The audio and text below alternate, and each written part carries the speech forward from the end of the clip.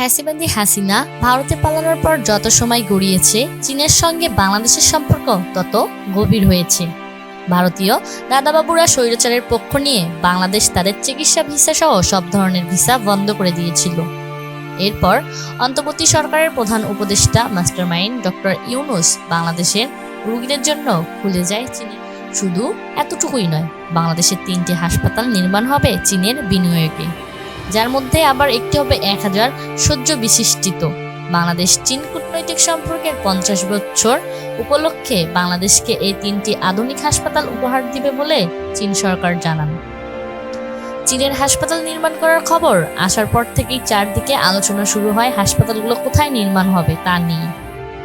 এই হাসপাতাল 3টির মধ্যে একটি স্থাপিত হবে রাজধানী ঢাকাতে, আর বাকি 2টি একটি চট্টগ্রাম আর একটি রংপুরে। এর মধ্যে রংপুরে হবে 1000 শয্য বিশিষ্ট একটি বিশেষায়িত হাসপাতাল, আর চট্টগ্রামে হবে জেনারেল হাসপাতাল। অপরদিকে ঢাকায় একটি পূর্ণবাসন হাসপাতাল। সম্প্রতি স্বাস্থ্য অধিদপ্তরের মহাপরিচালক ডক্টর আবু জাফর বিষয়টি জানিয়েছেন। এদিকে রংপুরের 1000 শয্য বিশিষ্ট বিশেষায়িত হাসপাতালটি নির্মাণ হবে তিস্তার প্রকল্পের কাছে।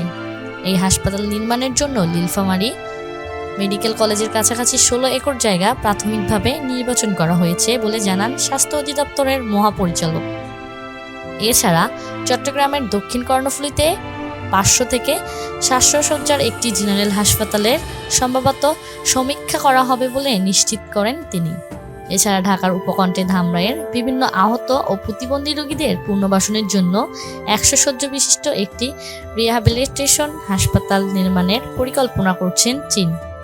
তবে ইতিমধ্যে হাসপাতালগুলোর নির্মাণ নিয়ে এই 3 জেলার বাইরে অন্য জেলার বাসিন্দাদের সোশ্যাল মিডিয়াতে নিজ এলাকায় নির্মাণের দাবি জানানোর চিত্রও দেখা যাচ্ছে।